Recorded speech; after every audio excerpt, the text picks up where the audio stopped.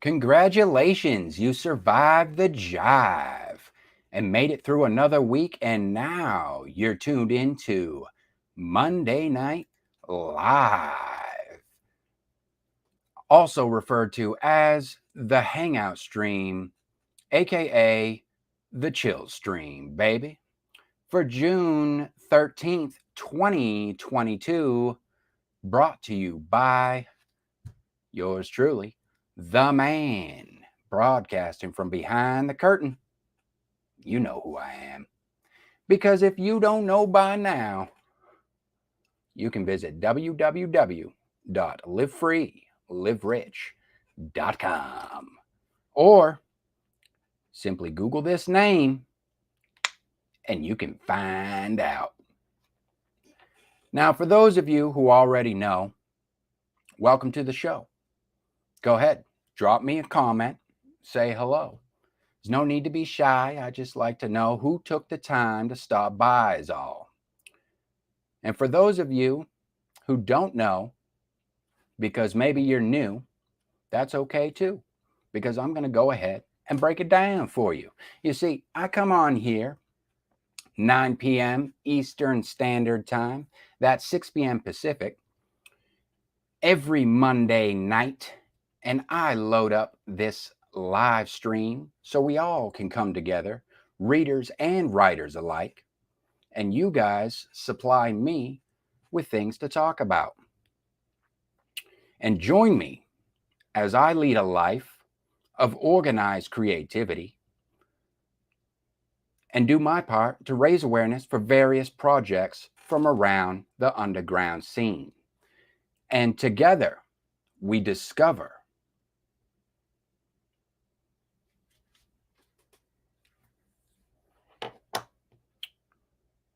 what's going down. The seedy, unregulated scene of independent publishing. Now, with all that being said, I have a very busy show tonight.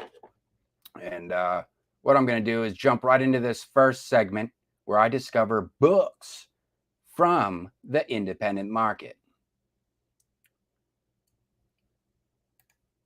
So this first one comes from Twitter. They always come from Twitter. I mean, let's face it. Twitter is where all the real chit chat's going down. No one's even active on other social media platforms as far as, well, at least as far as Facebook goes. So this first one comes from Twitter. It's from a user, RN Moon. And they say, the first short story of the Damned Souls series by RN Moon. The Outsider is a gripping thriller filled with mystery about ghosts of the past and demons of the present. So let's check it out.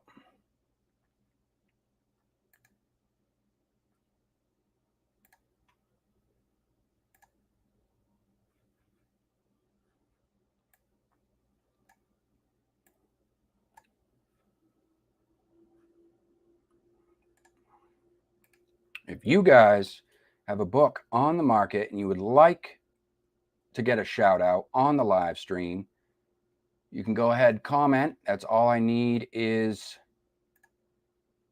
the title of the book and the pen name of the author. I will add you to the queue.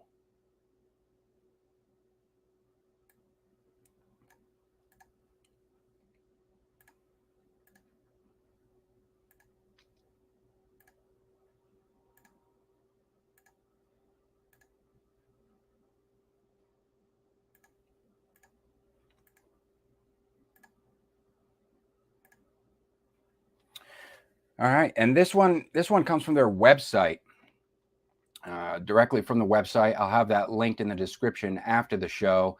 And this is actually, you can get a free copy of The Outsider. So this is a short story, and it goes a little something like this. Here's the blurb. It's 1979, and divorcee Tabitha has escaped her fast-paced city life to renovate and reopen the Orpheum Theater on Mackinac island.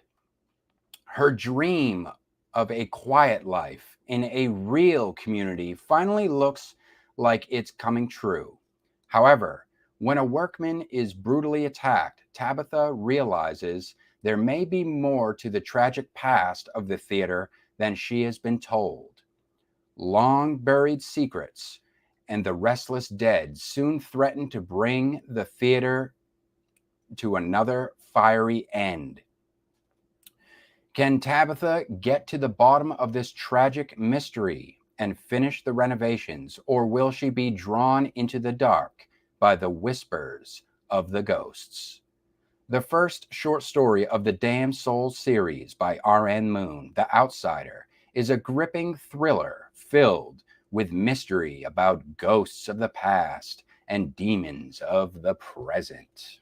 The Outsider by R.N. Moon.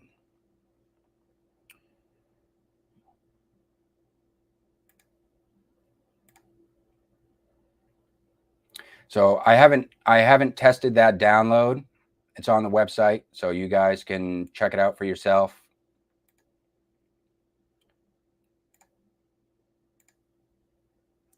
All right, moving right along. This one, we're going to have a little different approach on this one. This is The Pineys. It's a 9-book series by Tony Di Girolamo. Let me get the...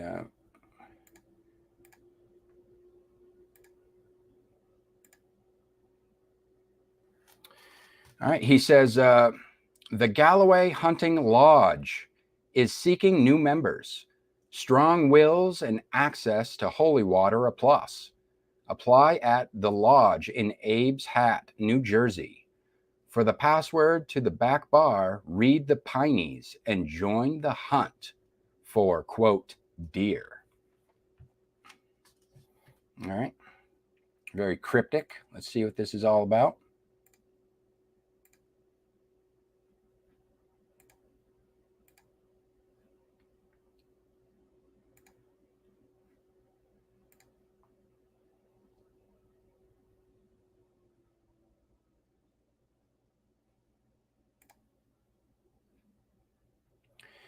Now, here's the thing. So usually what I do with a multi-book series, I'll read the blurb for book 1. However, I click on book 1 and I notice that there is a video attached to the product page. So why read the blurb when we can hear it directly from the man himself?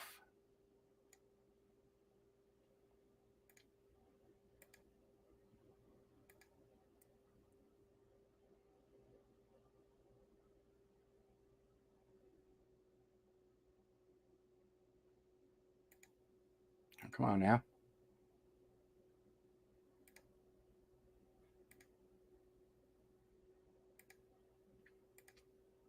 All right.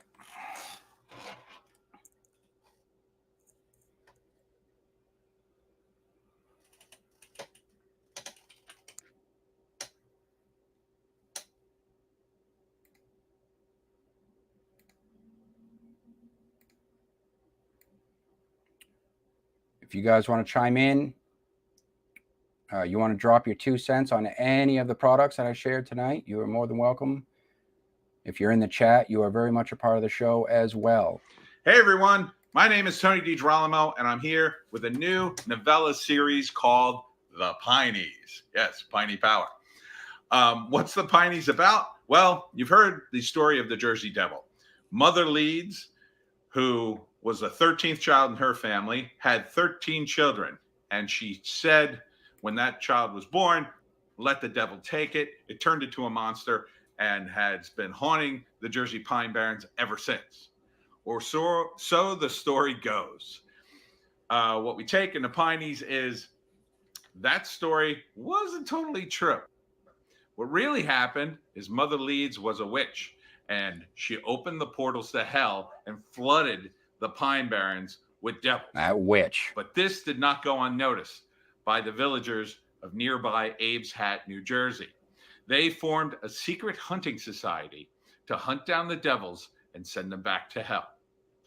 So the novella, which takes place in the present day, is about four cousins cursed by their ancestors, brought together by destiny, and trying to keep South Jersey from going to hell.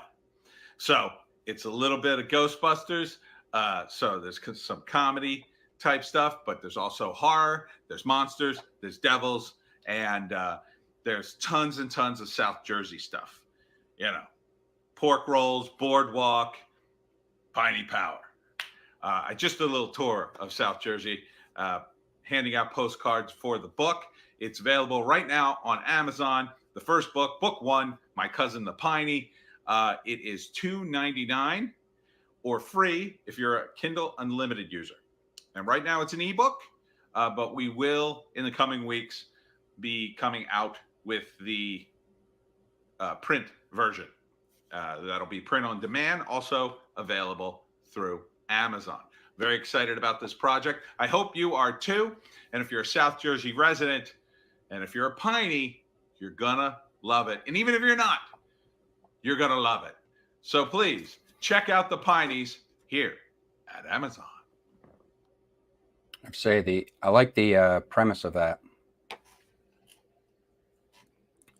I like how you put a little twist on the Jersey Devil, the cryptid lore. I like that.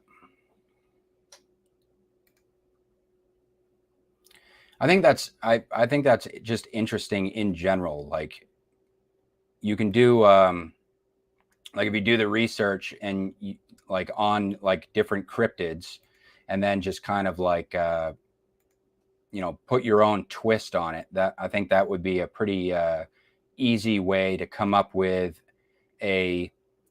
let's say a marketable concept for, like, well, in his case, a series of novellas, which has actually intrigued me to add book one to my TBR list before I forget. I'm just going to do that right now.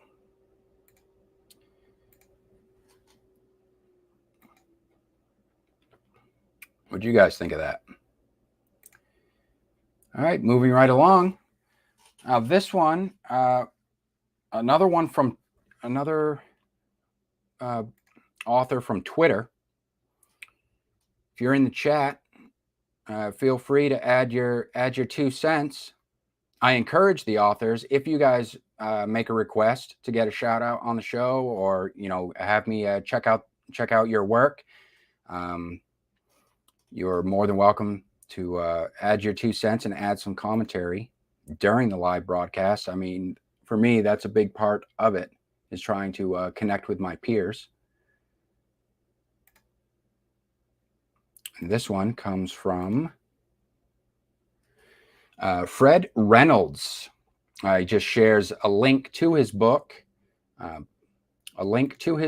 Black, White, and Gray All Over, A Black Man's Odyssey in Life and Law Enforcement. So let's check that out.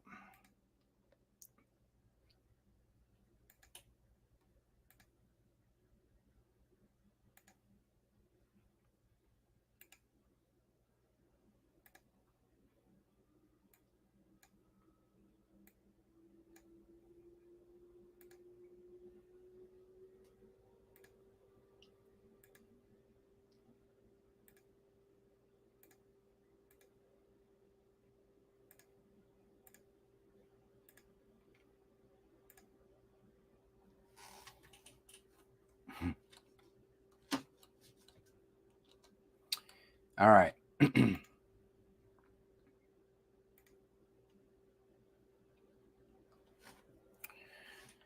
nice full description here.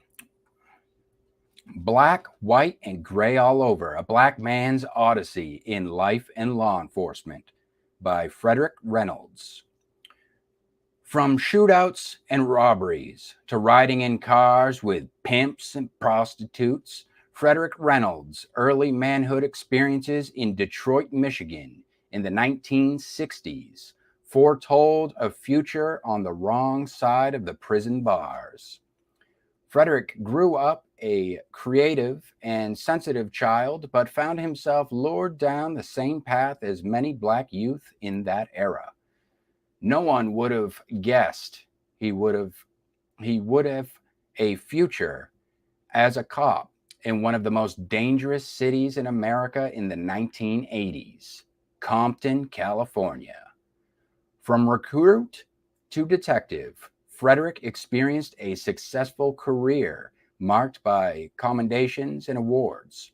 The traumatic and highly demanding nature of the work, however, took its toll on both his family and personal life, something Frederick was able to conquer, but only after years of distress and regret.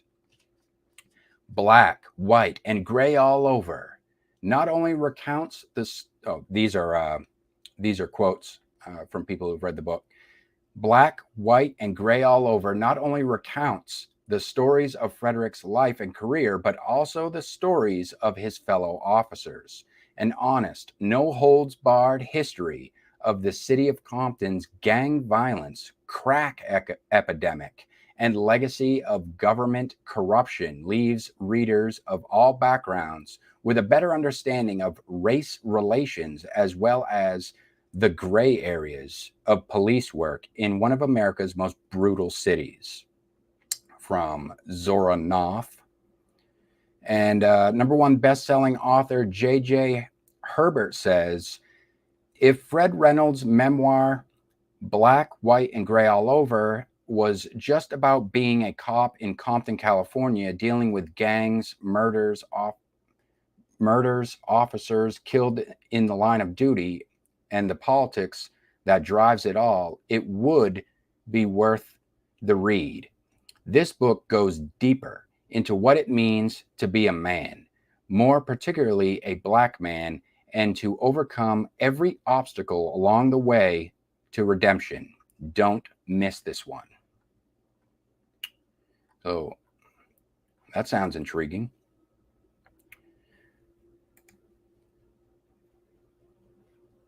Compton. Yeah, Compton definitely does not have a good reputation. The thing about it is, I think a big part of that definitely Hollywood and the mainstream music industry definitely did not. Well, it says the 80s, but I think further along in like say like the 90s or late 80s, early 90s in the mainstream music industry really did not really didn't help the city any in terms of sensationalizing or exploiting what may have been going on within the city limits. So this might be an interesting memoir to like get a read and kind of get an inside look of what was really going on within the city limits as far as crime and that sort of thing.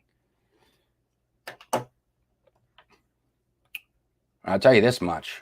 It's definitely, place isn't exactly on top of my list of vacation locales on my bucket list. I'll say that much.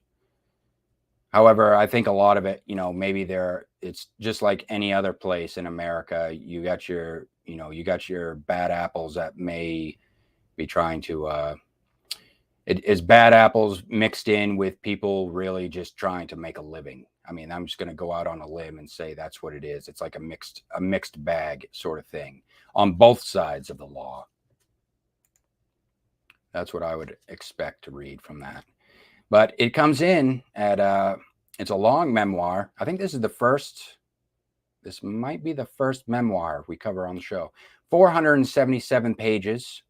So pretty long. Yeah. The link will be down below.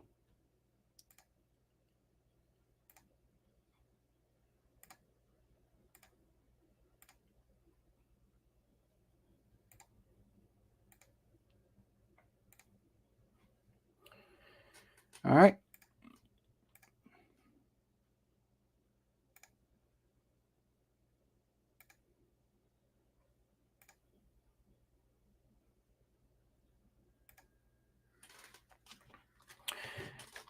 Another one from Twitter, from the username Area Kai. It's just the title of the book.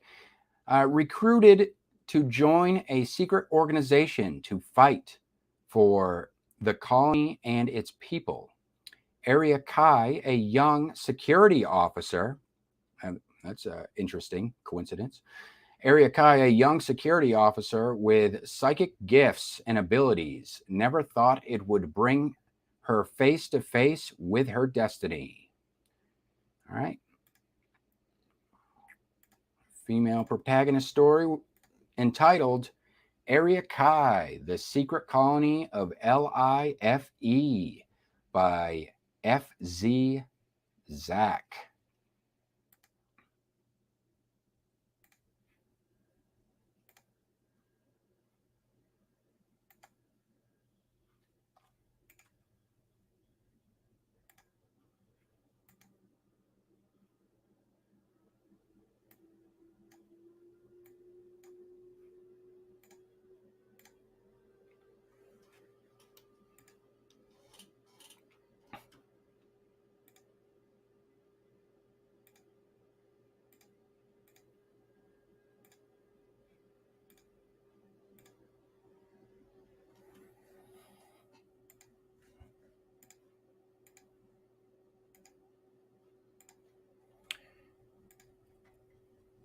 The colony was under attack from within. The rebels not only grew in number, but boldness as well. Area Kai, a young security officer with psychic gifts and abilities, was recruited to join a secret organization to fight for the colony and its people. Area always wanted to make a difference, and it was an honor no one in their right mind could pass up. Seeing the horrors from the front line, she quickly realized things were worse than she had imagined. When her psychic gifts reached another level, her newly gained ability was the turning point some in the organization had been hoping for. Arya never thought it would bring her face to face with her destiny. That is Area Kai, The Secret of Colony LIFE by F.C. Zach. 402 pages. 402 pages. And I wasn't sure what genre here, but I looked down and it looks like it's classified as, it says metaphysical science fiction. That's interesting. Perhaps a little politics in there as well.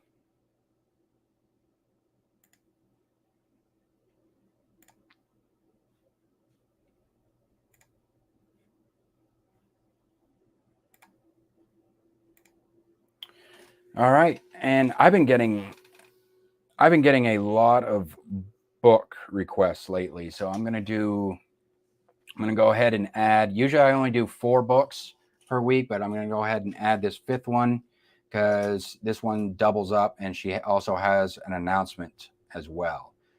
So let's get this one load up. So we'll segue right into. We'll go one more book and then segue right into announcements for this show.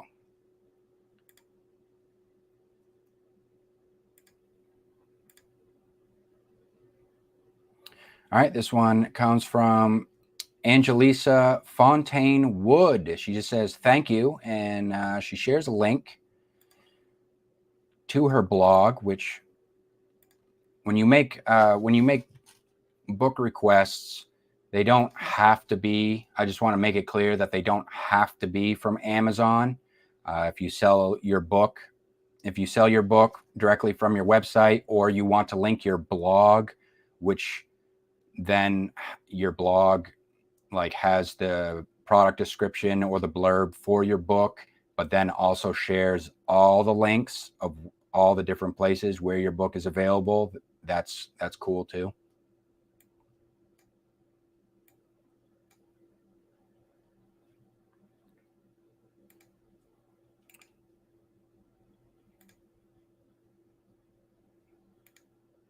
Oops.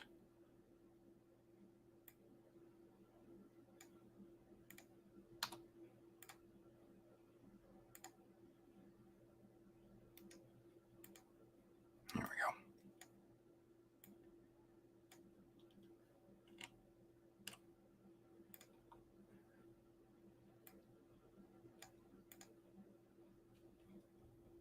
All right, and this is for her book, Strange Italies.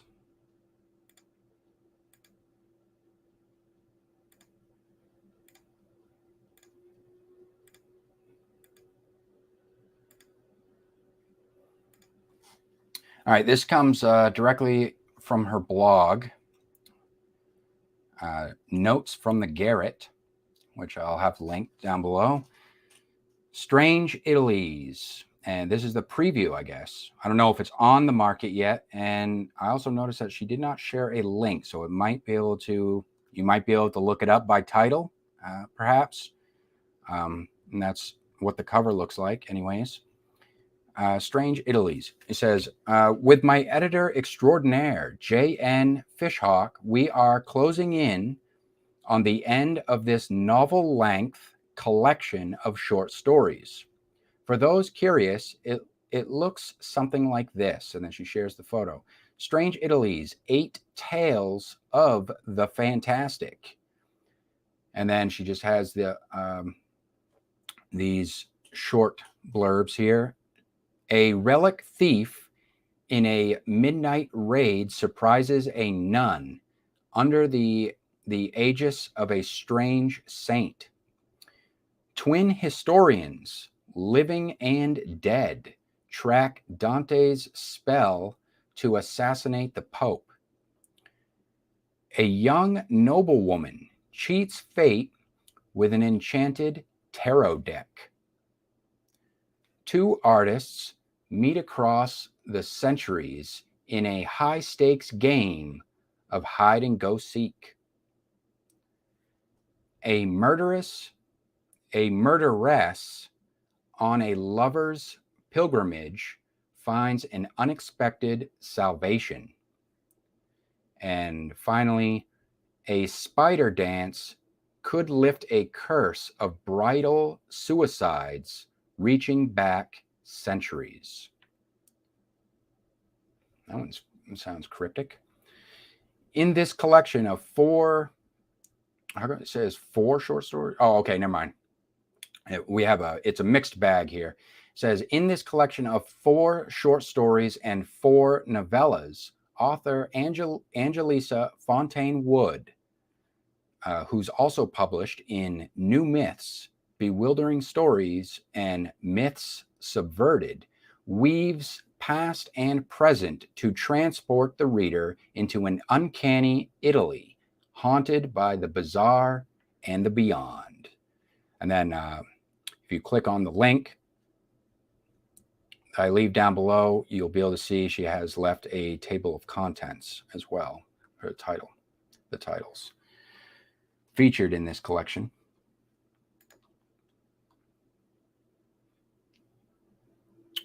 And Strange Italies. So I don't know if it's already out or if it's still just coming soon, but maybe you can reach out to her on Twitter, check out her, or stay tuned to her blog and find out.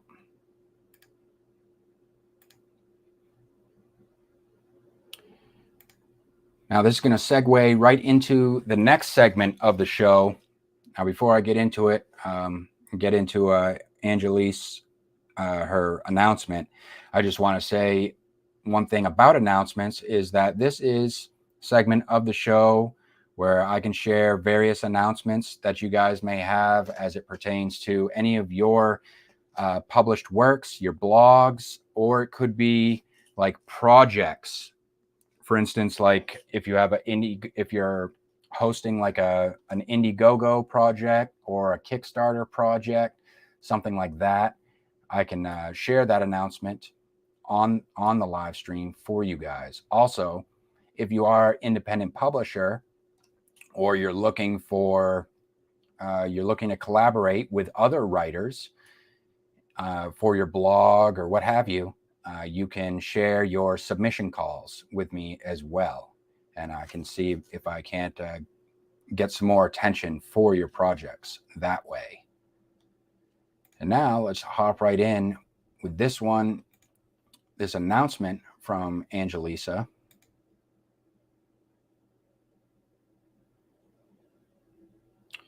I don't need to, there's no photos to share. So I'm just going to go ahead and share the tab. And this is about her story, Solomon and the Queen of Sheba, getting published in Myths Subverted, which I guess is an anthology series featuring works by various authors. Myths Subverted has just published my Solomon and the Queen of Sheba at Amazon. She shares the link. So she shares the link on that one. So she'll probably most likely, when her other story is published, she'll share news on that as well. She goes on to say, the tale found its inspiration not only in the brief biblical passages that speak of these personages, but also from the much thicker mist of legends surrounding the couple. The story arose from an old belief that intrigued me, the wise king's reputation as sorcerer. More than that, though, remained a mystery for the ages. The name of the Queen of Sheba at once multiple and secret. It occurred to me that given the old law of magic holding that knowing someone's name gave power over that person, perhaps this state of affairs was something the queen herself had imposed. What if this riddling sovereign kept her name an enigma, one of the very riddles that she asked Solomon, and one he could never guess, and thereby retain her own free will and possession of her own magic and power? A brief story, I hope nonetheless that, like the queen herself, it enchants. Sounds interesting. I'm into that. I might be checking that one out. I haven't read a lot of anthologies. I'd like to get into some more. Seeing as how I like to write short stories, I should check out some more anthologies out there. Might be able to make some connections too, because I would like to. I wouldn't mind contributing to some anthologies. Now,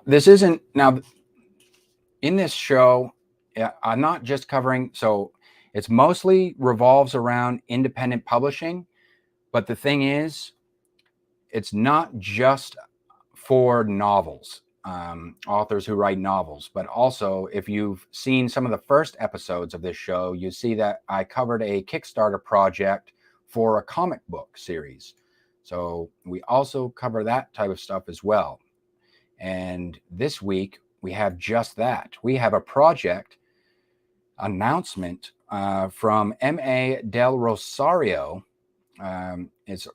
He wanted to let everyone know that roguematter.com is presenting a comic book series called Kingdom of Tundo, Myth and Magic. I checked this out. This website is pretty cool, actually. Let me bring up this first.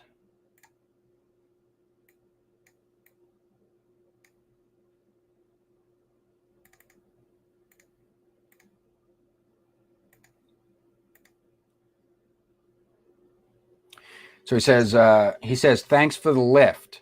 And he says, this is a Filipino epic fantasy comic. He says, issue number 2, I guess just released.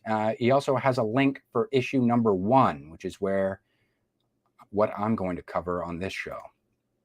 Let's check that out. I wanted to show you guys, what I was interested in showing you guys is this website itself, how it's set up. It looks pretty cool.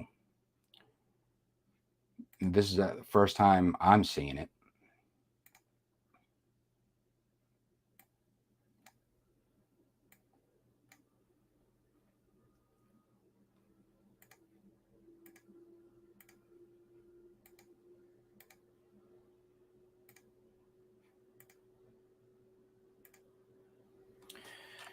All right, so this is what it comes to. You can make it full screen too, and you just look at, you're actually reading through comics like online in this, kind of like a same thing as like an e-zine. You just like digitally like going through the comic book, and like you can click and you can zoom in on different areas. Click, zoom in, zoom out. And you can control it too, like right from the keyboard as well. So like you can just use the arrow keys and like flip through the pages, or you can just click on the pages like that. But you, like I say, you can like click anywhere on the screen and just like automatically zoom in. You can kind of just check it out that way. I thought it was pretty cool. I mean, I've never, this is my first time seeing comic books like this. You can kind of get an idea of the art style here. You get the black and white art style.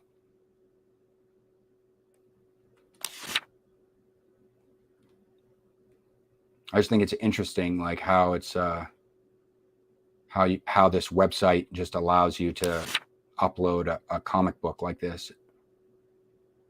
I mean, I guess it's like, it's similar as like with Amazon, as if you were like reading a novel like digitally, but I just think it's cool because it's a, you know, because it's a comic book. So you could have like a whole like digital like comic book collection. Now, I don't know if you can get this in physical format as well. I suppose you would probably go to this website right here. Check out these people at roguematter.com. That's the publisher for this, and see what they have. Hey, what's up, JR? Not bad, man. Not bad. Not too shabby.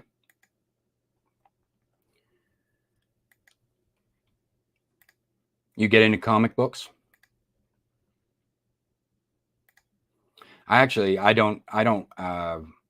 It's been years since I've read any comic books. I used to be into what were they called? I think it was Dark Horse brand comic books. Those were the violent ones. Those were the I remember having a couple of those. I think I had a Terminator one or something like that. But I never got into Marvel or DC or anything like that. That type of stuff never interested me. Spawn, yeah, hell yeah. Spawn was pretty badass. I like the movie. I didn't read the comic books. The cartoons were pretty badass too. You remember those cartoons? I think they were on HBO. They were pretty dark. All right. So we got this next announcement comes from just a quick announcement. It was a couple shows back, I believe. I covered a fantasy under 400. It was by the title of Asylum, and that was by B.G. Franklin.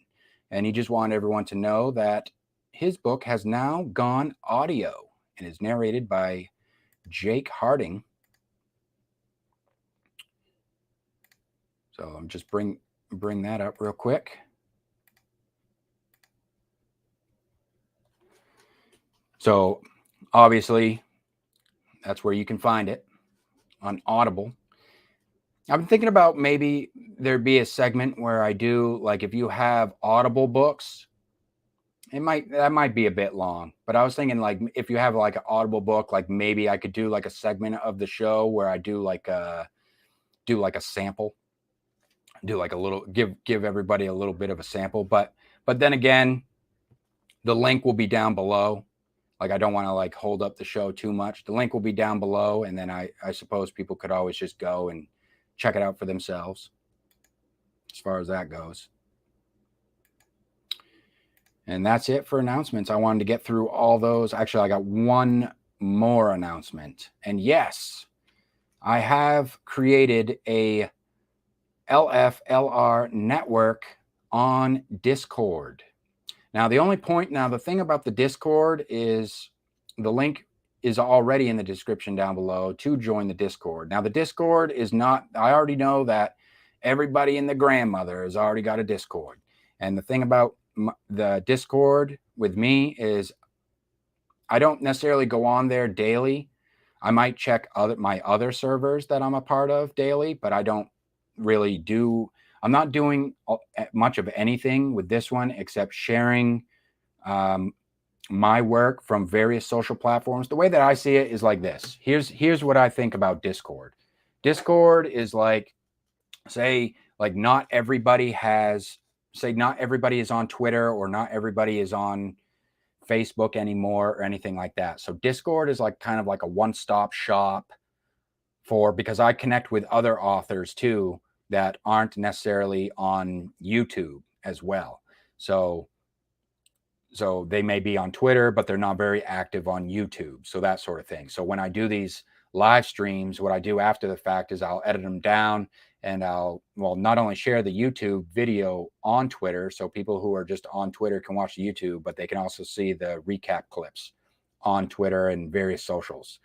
But on Discord, kind of like a one-stop shop for everybody. So if I can get people, bring writers and readers together from all around different social media platforms and try and get everybody to get on the Discord, basically not necessarily to create conversations there, but more or less like a one-stop shop in terms of if you ever have anything new coming out on the market, a new book that's coming out, or a new blog post that you'd like me to read, or anything, one way that you could just, like, at your own leisure, you could just leave a link on the Discord server and to that post. So I added a bunch of new channels. So like you can share, there's a channel for sharing your book links, channel for sharing your blog links, so on and so forth. Your videos, you want to share your YouTube videos on there, you can do that as well.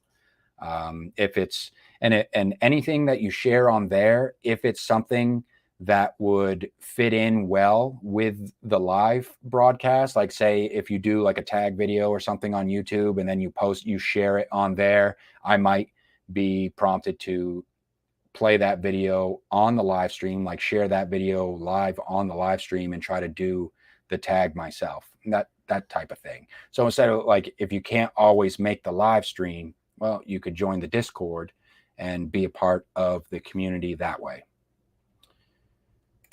So I thought I'd bring that up. Now, how are we doing? Not too shabby on time. Now I get into the next segment where it is reading time. And I'm going to read something. Somebody shared a story, comes from, well, let me bring it up.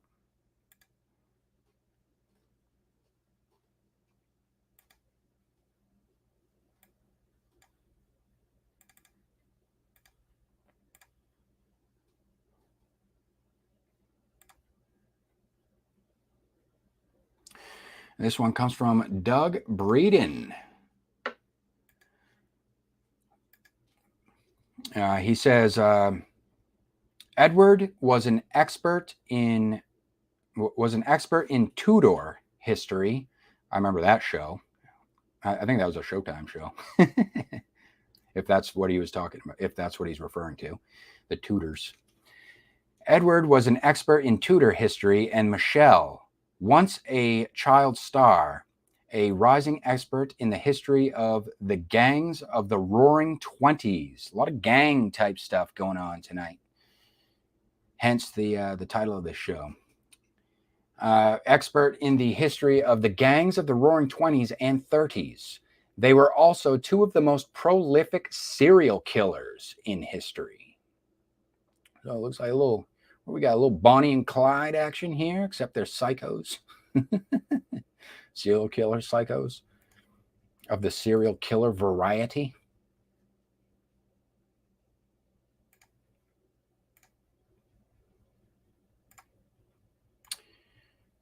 So this is a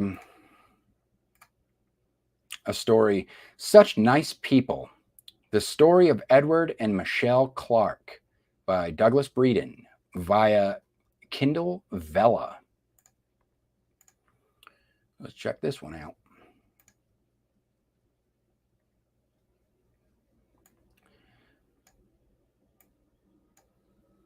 Now, he kind of, in part one, it was kind of like a introduction, but he was also kind of goes off topic a little bit. You'll see. I don't know if I might just skim that part.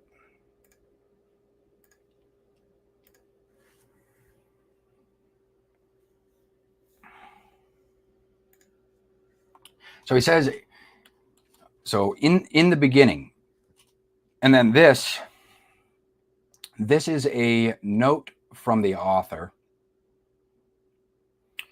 Let's see. The two Dr. Clarks, the saga. Let's see. He was a note from the author on the republication of his ancestors, Ronald J. Kinnear book. The Clarks. This is the note from the author on a republication of a book from one of his ancestors, I suppose. He says, but this is where he's kind of waffling on here about a whole history that has nothing to do with it. Let's see. Ronald J. Kinnear published a book on his boyhood friend. This is an ancestor of the author, I suppose. Almost 1,000 years ago, my ancestor, Ronald J. Kinnear, published a book on his boyhood friend, Edward Clark. They had met in elementary school, and he knew him all his life. The book was done in response to the Clarks' arrest and guilty plea to a series of murders that scandalize this scandalous period. Ronald wrote in a letter to his brother, John Kinnear, my direct ancestor, that he had much trouble believing the man he had known was capable of such brutality. This book was part of Ronald Kinnear's attempt to reconcile his feelings of friendship and admiration for the man, Edward Clark, and the crimes he committed. Kinnear's journey was typical of many in academic community who were troubled by the actions of a man they considered a great historian and his daughter, whom many considered the princess of historians. And then, this is the part where he's kind of he waffles on about something that's not relevant. It says, this occurred as the world moved into the second millennium and began the journey that took Ronald Kinnear's world into the time we call the Second Middle Ages. So I guess it's relevant, maybe in terms of economics and cultural, but we don't need to go into the whole history lesson on that.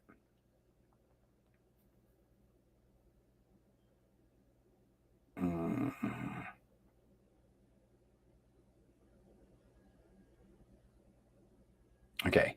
Yet, hold on. There we go.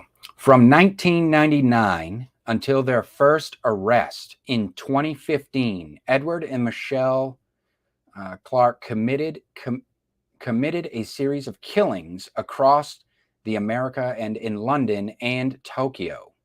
Worldwide, huh? With one last spree after their escape in 2018. That recent? They committed 8 of such theme killings, which rocked the old... What is this?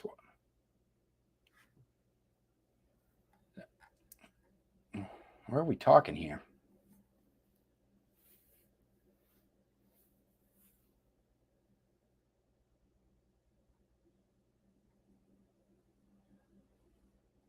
See, this part doesn't really make any sense to me. Oh, okay. So, was this copycat murders? That must have been what he's talking about. So Edward and Michelle I don't know. So let me just continue with where he left off on that. With one last spree, maybe it'll make sense once we get into the first chapter. With one last spree after their escape in 2018, they committed 8 of such theme killings, which rocked the media attention in that celebrity-driven time. It made the careers of John Miller, one of the last of the FBI directors in the pre-collapse period of Janet Andrews, whose writing on criminal profiling would shape that forensic science for the next 300 years. The Clarks also committed over 500 other murders, and Edward Clark came to be seen and considered a war criminal in many parts of the pre-collapse world. All right, let's skip the history lesson and let's get right into the next episode here. All right, let's read this one. The Two Dr. Clarks. The Two Dr. Clarks. The saga of America's greatest serial killers, the Clarks, and the spree that captivated America. This is from Ronald J. Kinnear. Society today seems to be cursed with shootings, killings, and other mayhem. Politics seems to be heading of armed and conflict at times, and some fear the entire social fabric could come unraveled. Neighbor against neighbor, families split. It seems to be a time when all things looks as if they will fall apart.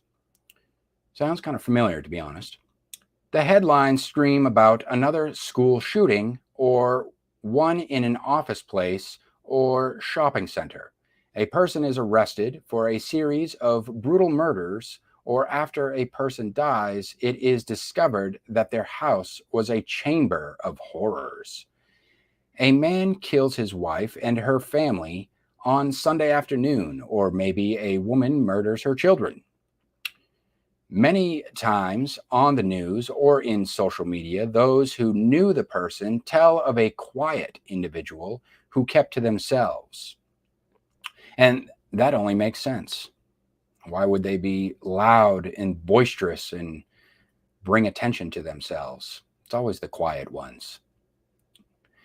A good example is the Las Vegas shooter, Stephen Paddock, who was described by his family as being on good terms with his ex-wives, and others said he had no political or religious affiliations. According to those who knew him, he kept a low profile and was an intelligent man. Oops. According to those who knew him, he kept a low profile and was an intelligent man who was methodical in anything he did. Not that one would think that a serial killer would be. We look for a crazed, evil man, not the Ted Bundy type, who many in old Washington state, now part of the state of Cascadia, were thinking of having him run for political office before his crimes were revealed. Isn't that ironic? How can people be so different in public and private? People tend to compartmentalize their lives, putting many facets of their being into many different fields and shelves. A person can be 2 different personalities between work and home. In the TV show Everyone Hates Chris, that's a random plug. Young Chris gets a chance to go to work with his dad and sees how different the man is at work than he is at home. He sees how one can be very different according to the situation they're in and the people around them. Bonnie Parker, whose image as a crime mole is embedded into the American mind, was in person a pretty little flirt with a strong sense of fairness. And femme fatales. In biographies of Hitler and Stalin, one sees how ordinary these leaders of the two greatest killing machines in the 20th century were in private. Hitler was not the raving lunatic he is often portrayed, but rather charming in private conversation, while Stalin in private was more like a drinking buddy than the cold-hearted killer that inspired so much fear in his inner circle. They could not imagine life without him as their leader. These are examples of the sapiens' ability to compartmentalize their lives in such a way the German guards in the killing camps were able to hold family picnics in a field not far from the crematoriums of their victims. No comment. Serial killers many times are expert in this ability. Outside, they are normal people who live next door, but in private, they are meticulously planning their next killing spree. Is that Giles de Rais? Giles de Rais was a comrade of the great Joan of Arc when she pushed the English out of France. He was considered a hero and was at one point the Marshal of France, but after a dispute with a church official, it was discovered he was abducting peasant children and killing them after torturing them in his castle. I'm going straight to Sade on him, huh? He was executed in 1440. He is thought to be, I have to say, if technology has brought anything to our modern era, I mean, you can say whatever you want about our modern era being extremely friggin' mundane and just painfully like empty of I don't know, just like a sense of I don't know, like a sense of belonging, I suppose, just because we're so like everything is so fractured and atomized nowadays. But one thing that we don't have is well, at least not in the mainstream, and it's becoming more and more difficult for this type of crazy shit to go on in the world because of all the because of the fact that there's cameras everywhere, and it's like people are always being watched no matter where you go. So as much as people want to say like, oh, we're living in some of the worst times in history, that's totally not true. Like in reality, a lot of us are living like kings. And, I think a lot of people just don't realize how good we have it in this day and age compared to, say, 1440. That is, if you were a peasant, a peasant, and anywhere near the Marshal of France. He is thought to be the inspiration for French fairy tale of Bluebeard. Those stories were recorded by Charles Perrault in 1697 in his Histories on Countess de Temps Passé. Temps Passé. Next would be Elizabeth Bathory. We've heard of that name. The Countess d'Eschelles. She is credited with killing about 650 girls between the ages of 10 and 14 in her state. Now, I just want to say that these history lessons, you're going way off on an aside on these things, and I feel like you're going like way off topic. Like you're digressing too far from the main point of what this, I feel like this story is supposed to be.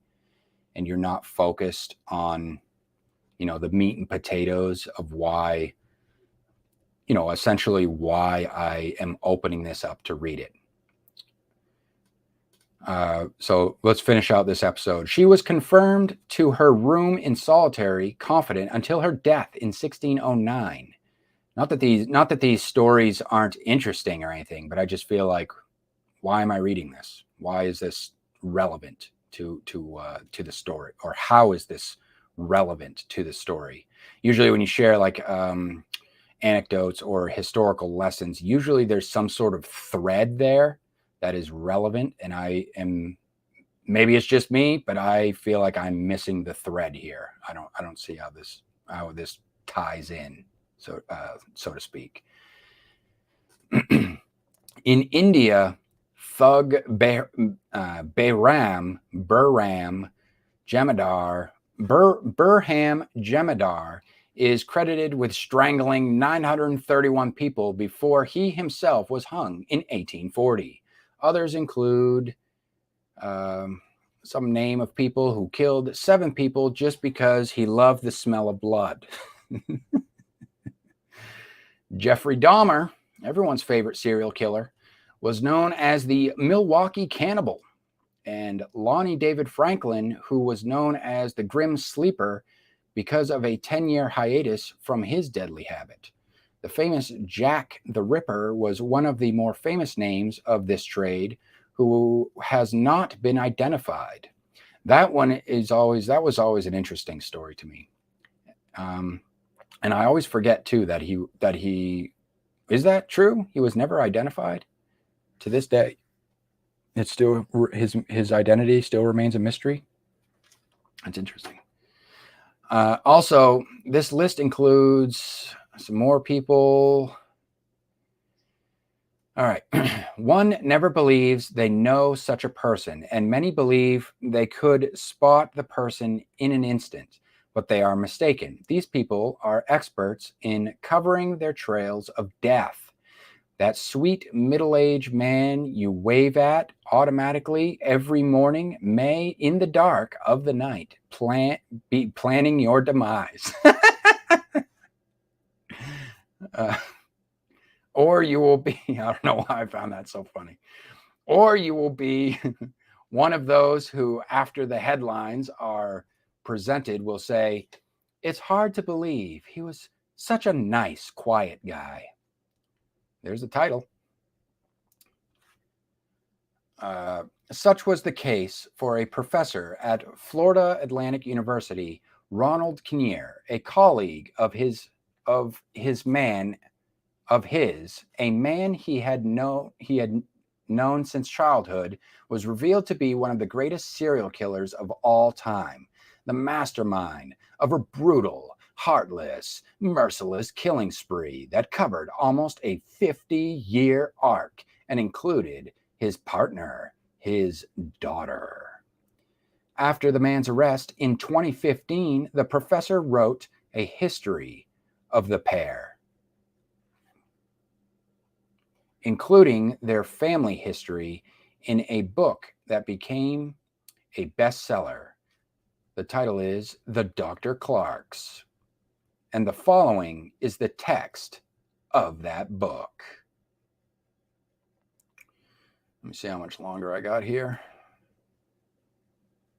It's not too much longer. We'll read this. We'll finish out this section.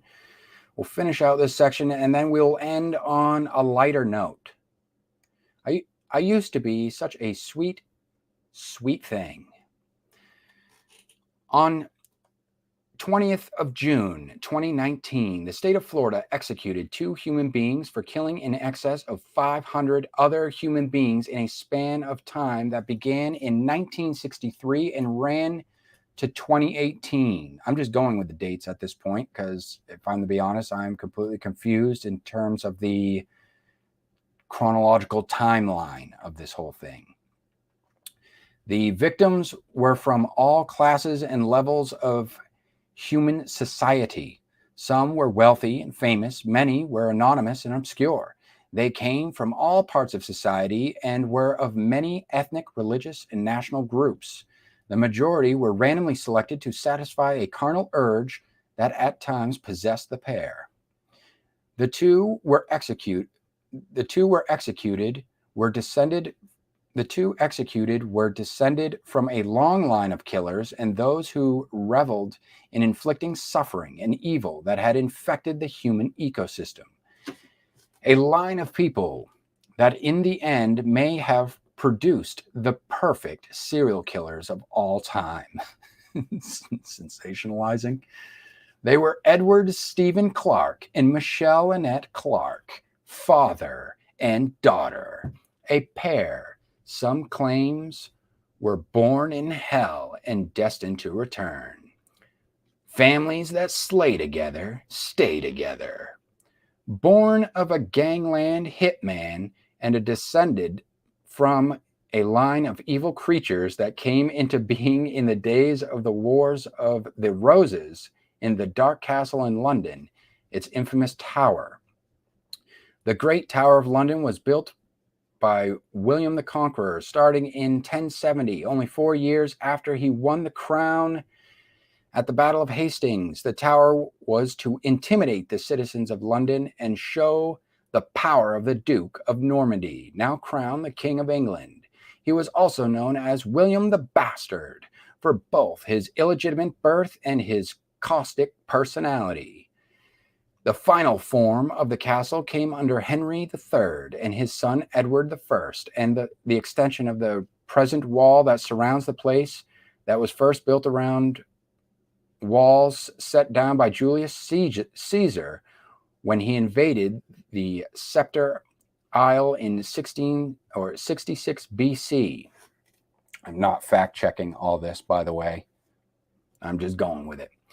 In the later stages of the Wars of the Roses, it began to be used as a place to hold people. A lot of typos in this as well. It might be worth it to go back and give this another once-over in terms of editing, line editing. People have them questioned by the Privy Council and the King. Under Henry VIII, a permanent guard was placed in the tower and beefeaters were born.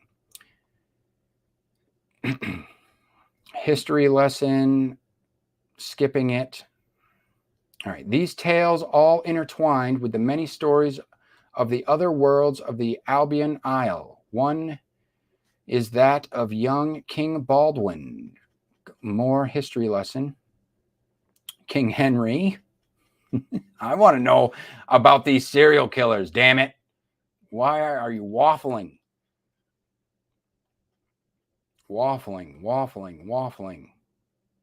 William, you're talking about everybody else throughout history except. Okay. Several geneticists led by Dr. Evelyn Newcastle did a study of the genes of both Edward and Michelle Clark and found several abnormalities. These were matched in Edward Clark's sister, Jennifer Clark, who was killed in a police shootout in 2015, soon after Edward and Michelle had been imprisoned. Newcastle, working with data from research into the link between morality and genetics, oh, that doesn't sound friggin' shady as all hell, or sketch, stated, new research is making it apparent that some behaviors may be linked to a genetic component in combination with the environment a child is raised. So that nullifies. Given that's a nothing statement. Given the parental lineage of all the Clarks, it is possible to make an assertion that a genetic component may have made them more susceptible to a criminal lifestyle. All right. The new research into the genetic components of behavior is new area of research and is best exemplified by this statement from Amanda Ramos, training interdisciplinary educational scientist fellow at Penn State. That's a mouthful. A lot of studies have shown a link between parenting and these virtuous traits, but they haven't looked at the genetic component. I thought that was a missed opportunity because parents also share their genes with their children, and what we think is parents influencing and teaching their children these characteristics may actually be due, at least in part, to genetics.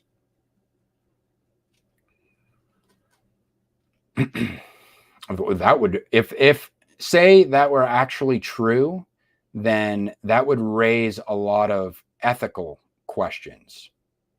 You know the old saying, it wasn't me, the devil made me do it. You know, that type of thing. So if you're born, what if you're born with the devil gene? So let's just say you're born with the devil gene. So now you have an alibi. You can't be held accountable for your actions. It wasn't me. I was born of a demon seed. It's in my genetics. I'm born to kill. Like Full Metal Jacket. The question of whether the Clarks were a victim of some old curse or genetic defect will be left for, which would make for some interesting fiction, by the way. Will be left for others to debate. It's not really a debate. I mean, it's not a debate. I mean, it's not how the law works.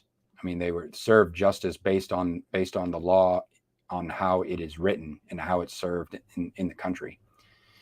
That has nothing to do with it. This study will present some of their family history, the history that can be documented by primary sources, written accounts. Why is it I feel like I'm still reading an introduction to this? I feel like we haven't really gotten into anything yet that resembles a story. The book will begin with a chapter. So this isn't the story. The book will begin with a chapter on the descendants of William of Ipswich, later called Clark, their lives in England and Great Britain. So it's like the whole Clark family history. The next chapter will be devoted to the life of John Clark, the celebrated hitman and enforcer of the gangs of Prohibition and their successors. If this sounds like something you guys are into, by all means, the link to the Kindle Vella will be in the description. Apparently, they do have some sources here listed if you want to check that out as well. I gotta be 100% honest. I have absolutely no interest in continuing this. It sounds like a mess to me. But there it is. I gave it a fair shot, and that's the best I can do. Let's leave this live broadcast on a lighter note. I have a poetry reading to listen to. Sorry, on YouTube, a YouTube feature. It's a short one. I think it's only a couple minutes.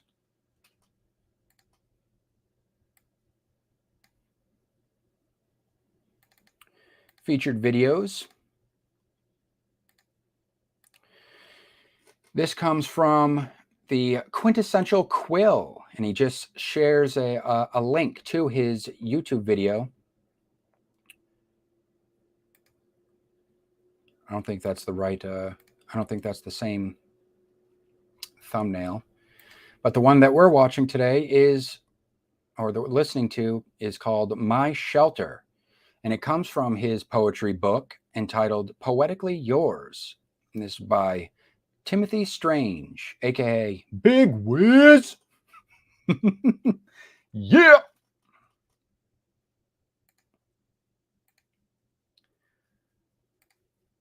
So let's rock it.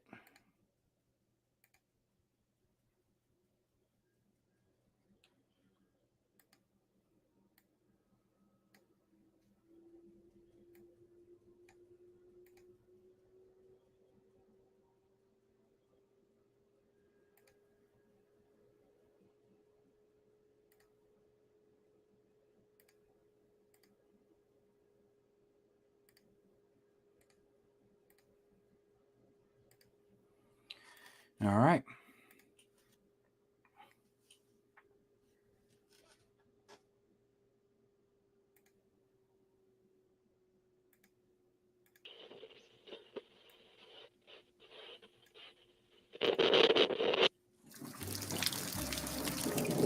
The rain came down in screaming sheets as thick as lead. I was pelted, pushed hard by the wind, and stumbled ahead. The air was bone chilling, tainted with the odor of pain. Lightning momentarily lit the sky before I was again blinded by rain.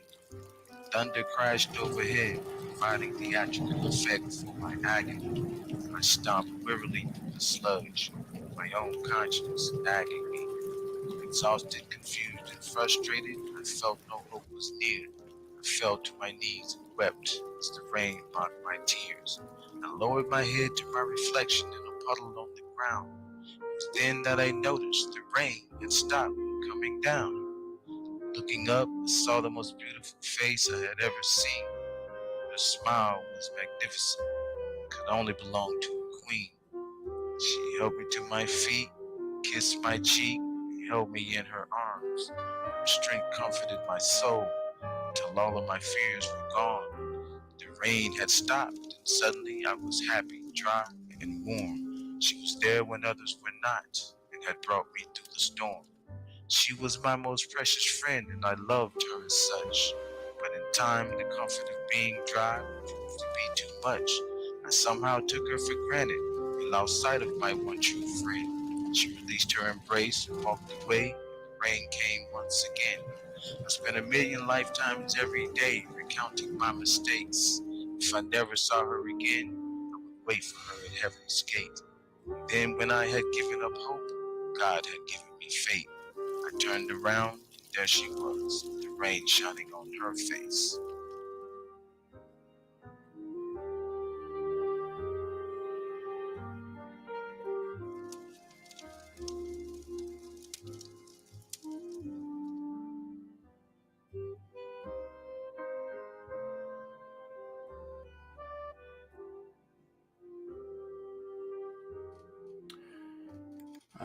Black Ink Studios, Dallas presents My Shelter from the book Poetically Yours by Timothy Strange. I'll leave a link to the video, and then you can check out his channel and maybe look into that book of poetry. I like the rhyming scheme on that. And here's the thing. And when it comes to poetry, I think that's the type of poetry that I like most. I'm not really into like the huge. I'm not really into like the really purple, flowery, very like just strictly like symbolic type of poetry. You got to kind of, that's like I say, that's like the kind of stuff that's like very personal, and you have to like, kind of, I don't know. It's like you almost have to like know the person that's writing it in order to like get the full understanding of it, or for the words themselves to somehow like resonate, like, like a song. Like a song that's like really poetic in that way. But I like, more of like in the sense like how he did there in the poet, how he like sort of like told a story with it. That's the type of stuff that I like. I dig that. If there's some sort of story like being told through the words. And there was a rhythm to it too, I noticed. So not bad, not too shabby. And I like ending on that note. We've had a lot of crime and death and gangs and violence, and then we end on a higher note. But that's the live stream for this week.